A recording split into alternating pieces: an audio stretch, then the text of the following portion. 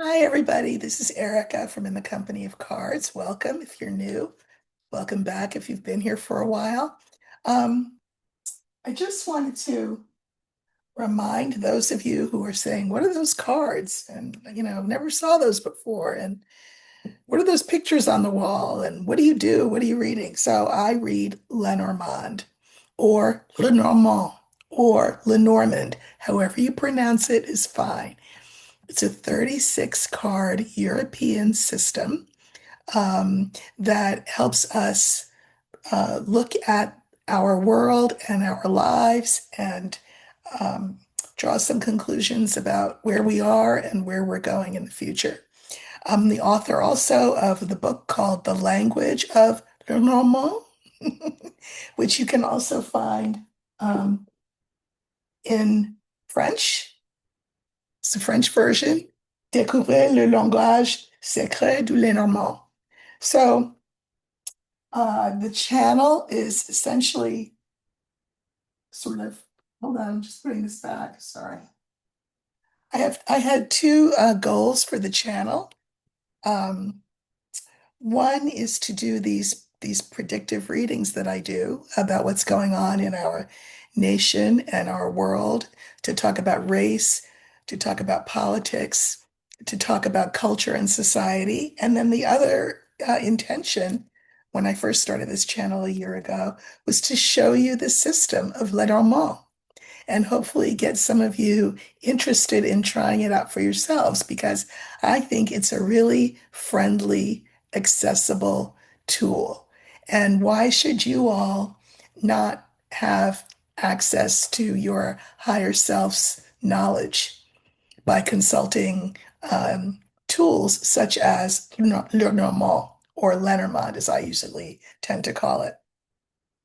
Uh, if you click the link, there's a thing right under each video. If you click that, the more button, it will tell you how you can get my book, which is, of course, on Amazon and in bookstores everywhere, how you can access my deck. The deck is my own deck. People have asked me, what's the name of your deck? What are those cards? This is a Lenormand deck. But I contracted with an artist whose name also happens to be Erica. Her name is Erica Peebus, Peebus. And she and I put our heads together and came up with, brought to life the vision that I had for this particular deck. These are some of her paintings, and the cards come from the paintings that she made. So that's that story. Um, there's a link to how to get the cards. I have a free course. Well, it's not a free course, but it's a low cost course that you can also access. If you click that link, it tells you how to get the class. It is a self-directed class. So, in other words, I have pre-uploaded videos um, of classes for how to read the system. So I think, with all those tools, meaning that you can get a deck of cards anywhere, it doesn't have to be my deck. There are many beautiful Lenormand decks out there. But between the decks and the book and the course and watching what I do here, you can learn to read the system for yourself. And it can be a really best friend. It has been to me many times in my life. And so that's why I bring it to you. Okay, so I just thought that I would look at a few things today, kind of all over the place as usual, on this Friday. So if you've not done it yet, another way to see me use the cards is to go to Substack, substack.com. It's a writer's platform. So, and where you can write, but also you can read wonderful writing. And I write there once a week. Now it's on Thursdays. And I use Lenormand and I use tarot and I use an African oracle called the Adinkra. And I have these three systems kind of talk to each other. And then I write a piece, I write an article. So go there. It's free to read my Substack. So go there as well. Okay, so While I was there yesterday, I wrote my essay and I used an expression. This was before Newsom did his press conference. The expression that I used in my essay was fighting fire with fire. So you can imagine, I finished out the essay, closed the computer and went and noticed that the news was on, and there was the caption, the chyron said, Newsom says we're going to fight fire with fire. And I thought, oh my gosh, the stars are aligned. So I think this is great. I think it means that energy is moving in a good direction. And so I wanted to look to see what will happen with that. So if you've not seen Newsom's interview that was done by Heather Cox Richardson, it's everywhere on the internet. Just put in Newsom interview with Heather Cox Richardson. It really is worth watching. It will, if you think that my video can occasionally give you hope, that interview will give you considerable hope, I think. And one of the things that Newsom has done, I mean, there are many, but one of them is that he's going to be putting on the ballot a referendum for this November that Californians will be voting on. Uh, and it will be about whether or not we should redraw districts the way that Texas has done it. It's not something that we want to do. It's not something that Californians were inclined to do, but that is an example of fighting fire with fire. So one of the things I wanted to look at is to see how will California vote in that referendum? How will California vote in that referendum? Now, the card for ballots would be the letter. And so I'm going to use that as the focus card, and we're looking to see whether Californians will vote to redraw district lines in the way that Texas has tried to do, to sort of checkmate Texas in their quest to give 47 the five more votes that he says he needs and is entitled to, which he is not. So let's see how California will vote. So I cut the deck into three with my left hand. That's just sort of a traditional way of doing it. And then I just flip the cards over one by one until I get to the card that I'm looking for. If you're a longtime viewer, you know this. You see it every time I do it. But this will stand for the California electorate's vote on whether or not to redistrict to checkmate Texas. I take the two cards that came before it and I put them before the card that I intended to be the votes. And then, okay. So we have the key, we have the scale, we have the letter, and this stands for the California electorate. We have the site, and we have crossroads. So I don't think I need to pull clarifiers. The key is an absolute yes. I can mirror it with the last card, which is the crossroads. This is not something that we would generally, as Californians, do.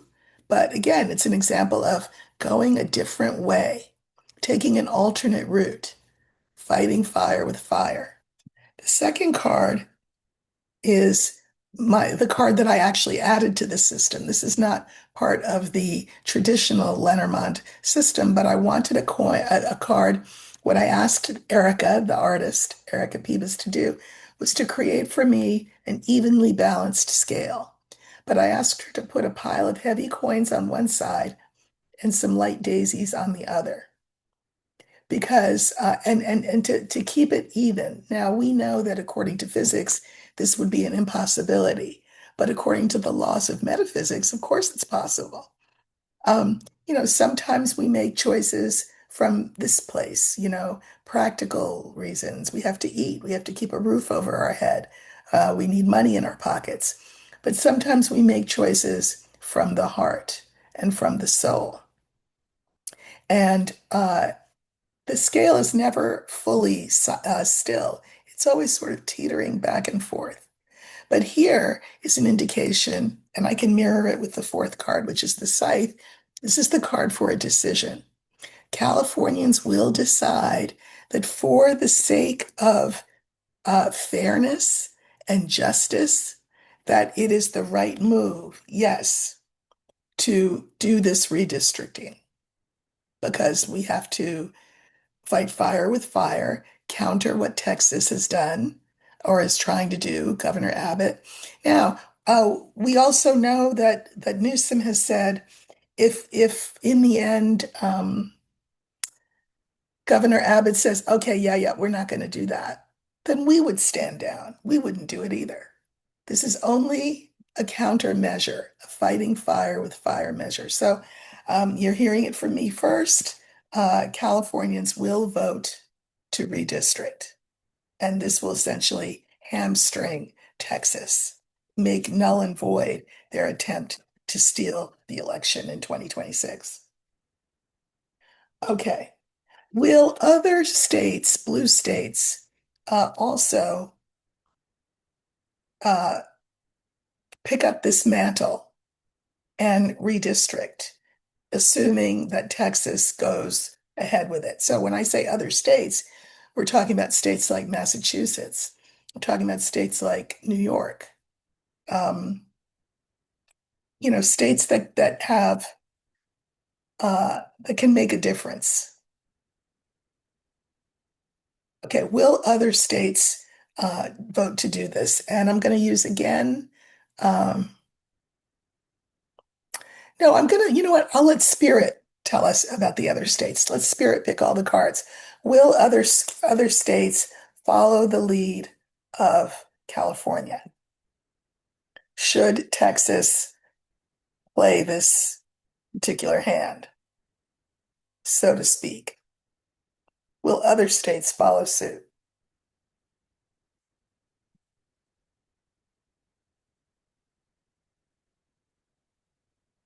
Okay. So we have the heart, we have the ring, we have the book, we have the anchor, and we have the cross. I'm going to pull a couple of cards on the cross, but I do have already a sense of what it means. I think that all of us love our democracy, and some of us are bent on destroying it. Some of us want to keep it going, to maintain it, to unbreak the circle that seems to be breaking. But we don't yet know whether Texas is actually going to follow through. The book is about things we don't know. I think, though, however, if Texas does go through with it, the other states will follow suit. They will follow California's lead. Now, there is something of a sacrifice attached to this, um, because you don't want to run around gerrymandering everything. We already can redraw districts every decade. What are we going to do? Now we're going to redraw districts, what, every 2 years? This would be problematic. So let me pull, I mean, so, it entails some sacrifice because we're doing things that are sort of out of order, but it's to fight fire with fire. So I'm just going to pull a card on the cross.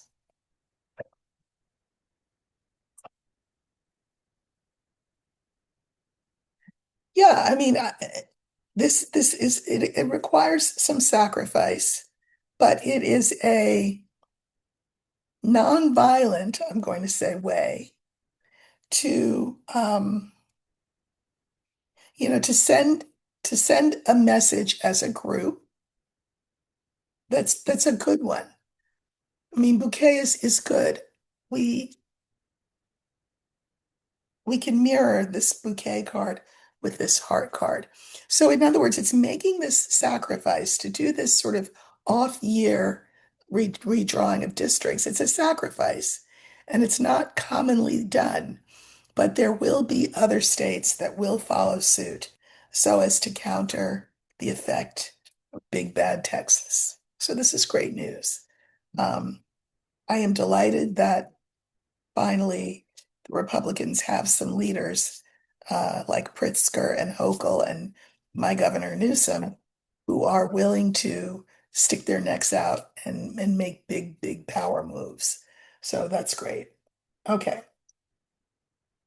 Uh, so I was going to read on this next question, but then I'm gonna sort of retool the question that I'm going to ask because just before I read, the news came over the transom that sort of made my question a moot question. So my question was, given that DC has filed suit against the 47's government, accusing them of brazen usurpation of the city's authority. Brazen usurpation means that they had a lot of nerve taking over the policing of DC. So that was the suit that was filed. And in fact, the city, I mean, the federal government has stood down. They've stood down. Control has been given back to the DC local authorities. So again, filing suit is another fighting fire with fire kind of move. I mean, what did they think that DC wasn't going to file suit? So, 47, a lot of what he does is performative, which means for show. Um, but it doesn't mean that it doesn't have teeth, the things that he does. So, DC, LA, he will try this other places. He's threatened to do it in New York. Um, what will, moving forward, will this suit scare them enough to stand down? Will 47's government back their asses up? Back up, stop it, with this sort of armed takeover of cities. We'll let Spirit pick all the cards. Did that lawsuit spook them?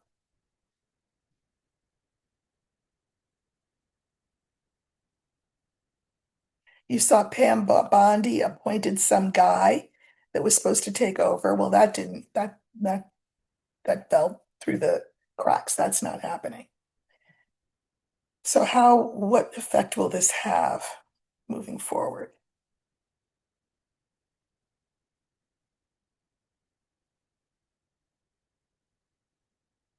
Okay, so we have Clover, we have the young woman, we have the birds, we have the White House, and we have the young man. So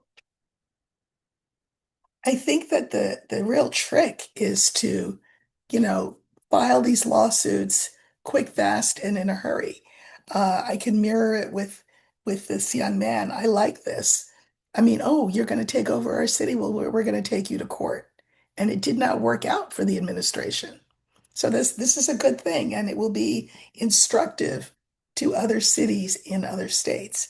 I've said before, of course, he's targeting all black cities with black mayors.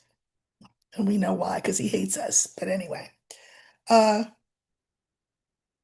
this is Bondi, but Bondi being defanged, being disempowered. Uh, and this, of course, is the White House. She represents the White House.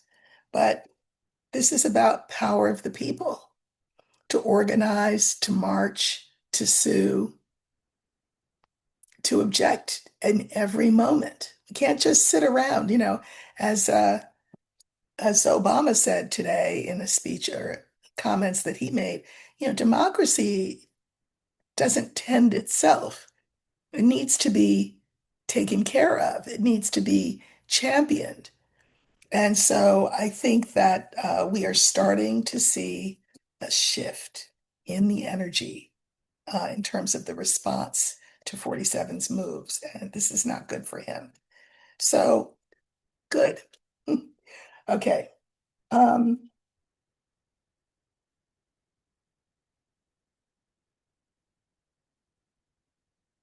I wanted to look at Dan Bongino for a second. So now, the other story of the hour, which is the Epstein story. So Dan Bongino, don't come for me about how to pronounce his name. We're over that, right? If you don't like how I pronounce it, oh well, move on. But anyway, it's Dan Bongino.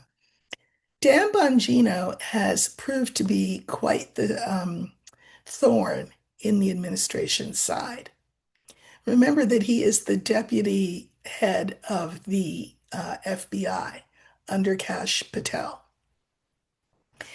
Bongino comes to the job from his previous work as a podcaster, where he had quite an enormous platform. And obviously, he had to leave his podcast gig, which was quite lucrative, to become the assistant director of the FBI. And he took the job because, that's a prestigious come up, even if it's a financial come down, but because he earnestly wanted to get to the bottom of the Epstein thing. And if you recall, things have not been file to file has not been forthcoming. He was really angry about that. He left work early, stormed off, threatened to quit. And then I guess 47 made a call.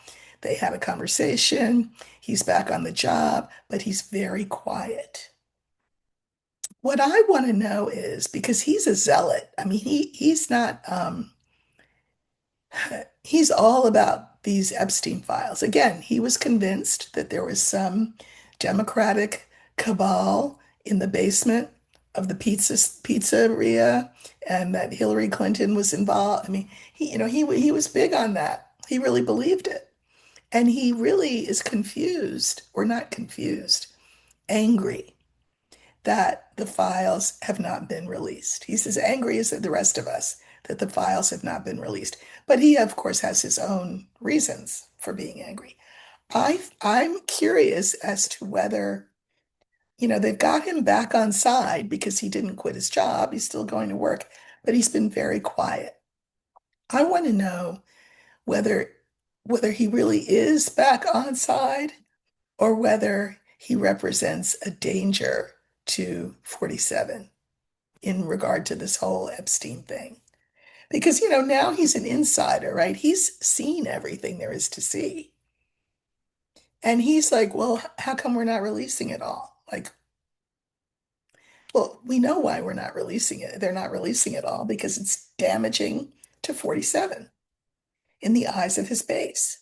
So I would like to know, has Dan Bongino been brought on side, or is he a threat to 47? So he's kind of well, he's not old, so we'll let him be the young man in the deck. And how's Dan Bongino feeling these days? So let's look.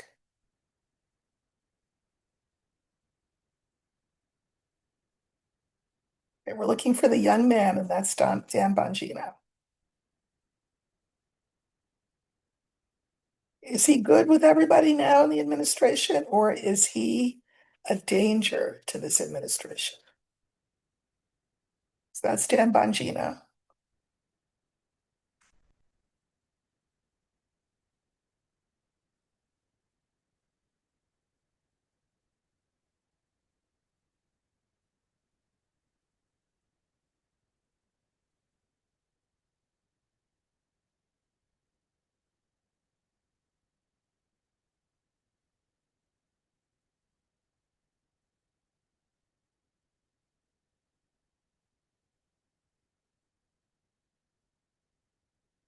Okay, so we have the woman, the letter, Dan Bongino, the scythe, and the fish. This has got to be Pam Bondi, and we know that there is definitely bad blood between Bondi and Bongino over what stands between the two of them? The files. Because, Bondi said they were on her desk. Now all of a sudden they don't exist. Bongino is looking at her again with the file card in the middle. Say now, because it's mirrored backwards, you can't see. But from my perspective, when I look at the cards head on, it looks like uh, it looks like this. So it looks like Bongino is staring at her. We're mirror imaged just because of the way the camera is. And in between them is the files. Uh, the scythe is an interesting card here. This is the card for a decision, but it's also an angry card kind of sometimes. He wants these files opened up, released. He wants that decision made, and he definitely has very strong feelings about it and about her, about the files and about Bondi. So he's still mad as hell.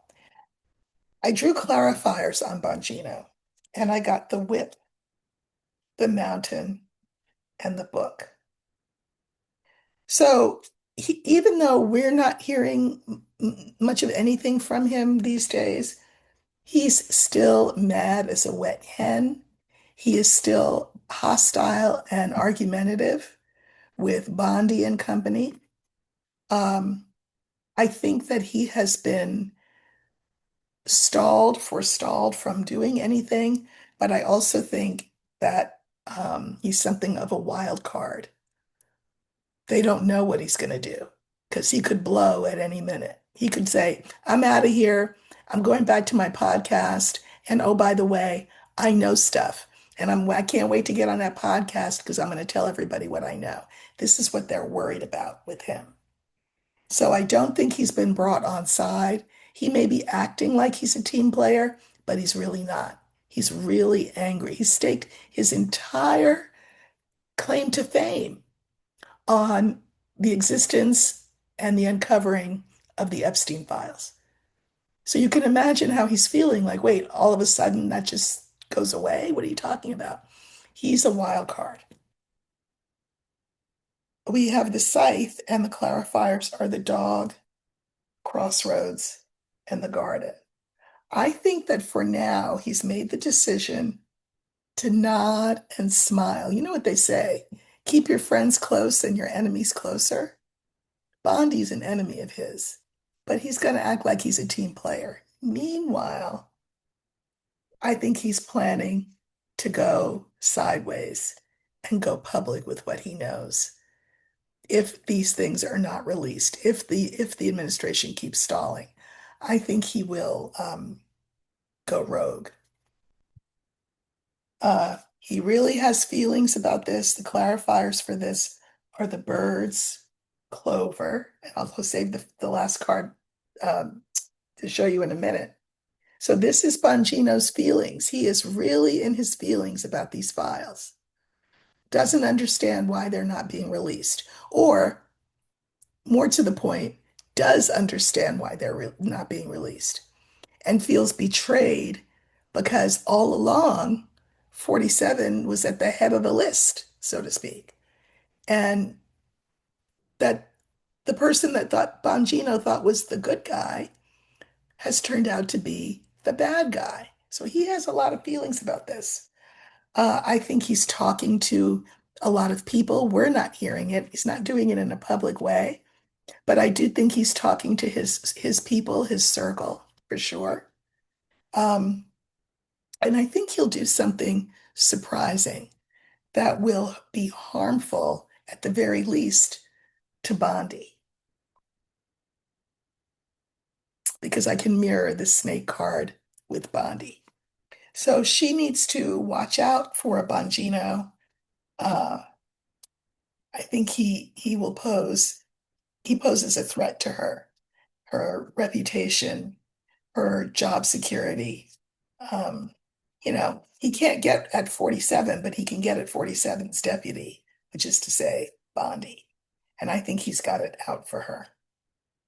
All right, well, that's that. Um,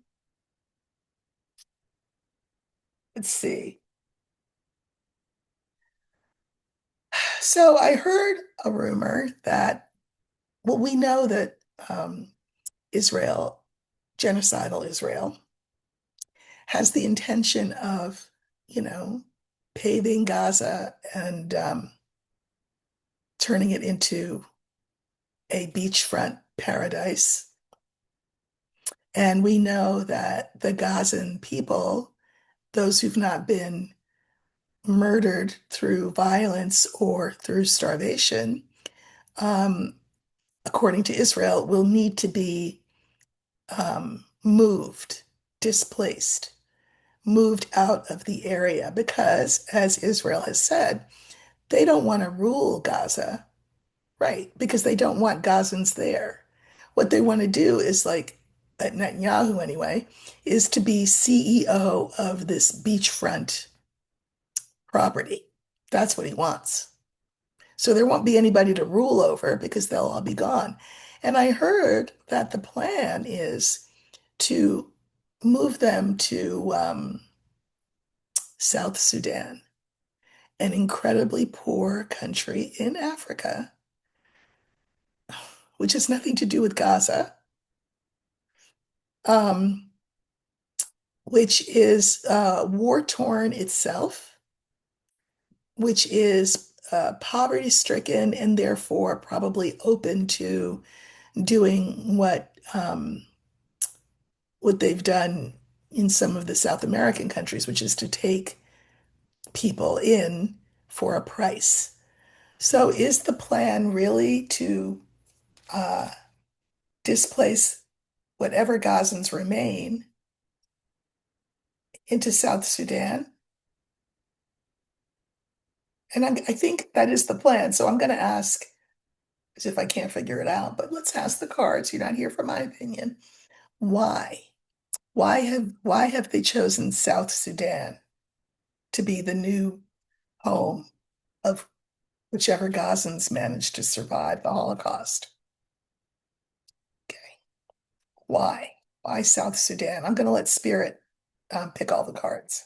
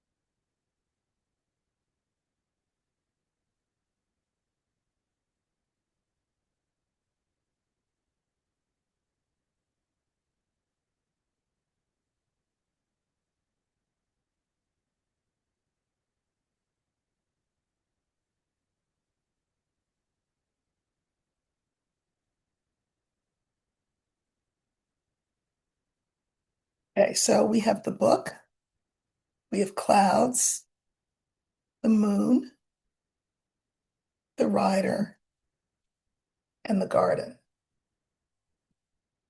And as you saw, I did pull a few clarifiers. So I don't think that they necessarily want this widely known. I think what they want is to create a lot of opaqueness, opacity, um, cloud cover around what they're going to do with whoever remains. The moon is the card for the identity of Palestinians as Gazans, right in the middle. And the message is, we're casting them out into the wide world. We don't really give a damn what happens to them. We're casting them out. They're on our land, which is not their land, but anyway. So here's Gaza, and the clarifiers are the scythe, the letter, and the stork. So yeah, I think that the decision has been made.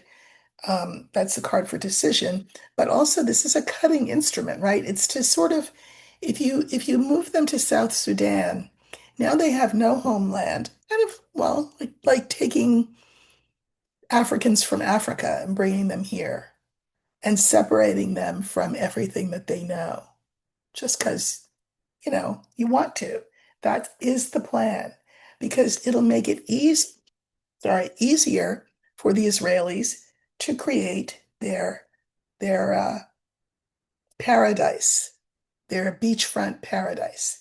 If they if they just get rid of the Gazans, so that Gaza what? Gaza who? Where? What? Palestine who? Palestine what? This is the plan. Um,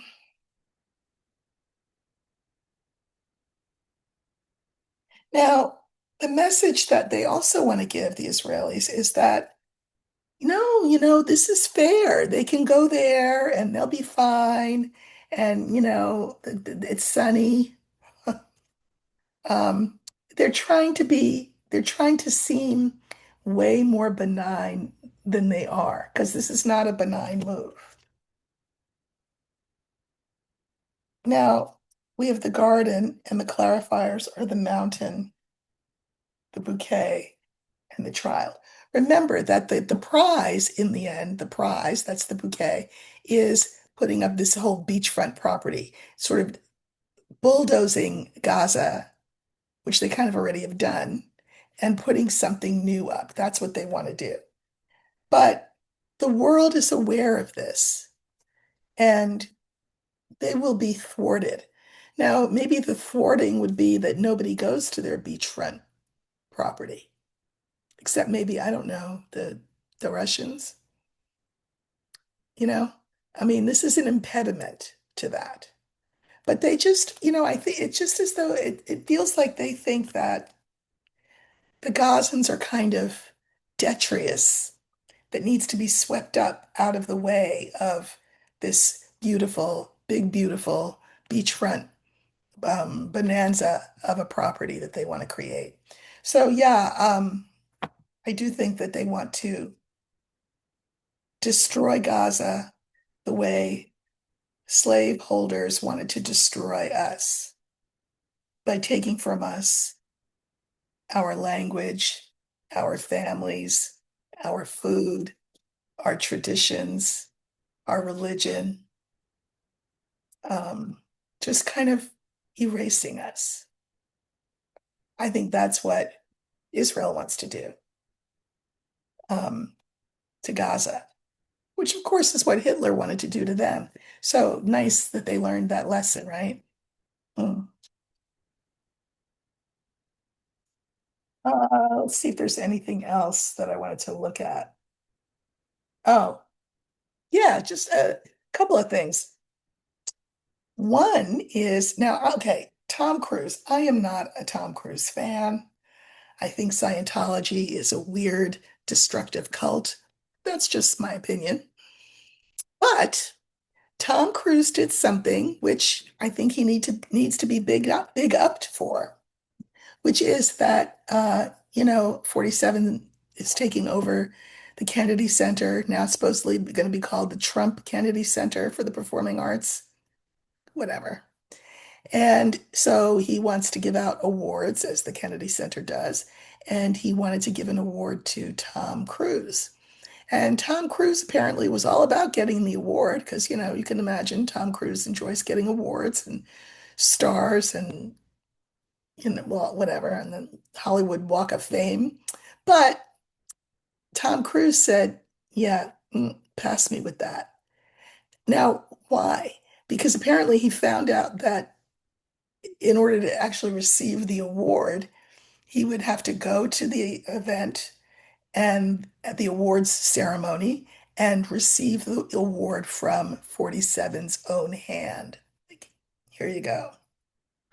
And Tom Cruise said, yeah, no. But here's what he did. He said he had scheduling conflicts, which is, of course, always the polite, cowardly way to say, yeah, no, I don't want to go. So I just want to know, like, why did Tom Cruise um, decline accepting an award from the Kennedy Center for the Performing Arts, soon to be known, sadly, as the Trump Kennedy Center for the Performing Arts? Why did Tom Cruise take a pass? I'm not going to pick a significator. I'm going to let Spirit pick all the cards.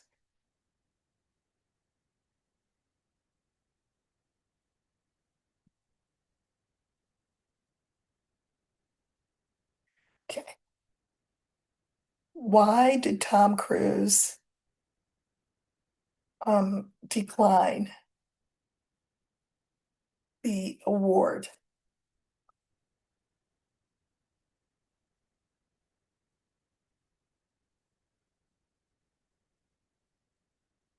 So we have the tower, the birds, the star, the child, the scythe. I mean, I'm pretty sure that Scientologists are meant to be fairly uninvolved in political stuff. You know, they've got their own cult going on. They don't need to be part of the MAGA cult. So, he wants to, this is his identity as a Scientologist, which, sort of sets him apart. And he doesn't want anything to undercut him or Scientology by him accepting this award from the hand of 47. Uh, Also, he thinks that it would create talk about him that would diminish his reputation as a Hollywood megastar. People would talk and he would be diminished by the talk. So he's thinking about his legacy, his future, and, he just doesn't want to be associated with who he doesn't want to be associated with. And again, I don't love Tom Cruise, but the enemy of my enemy is my friend. So, Tom Cruise, good for you. All right.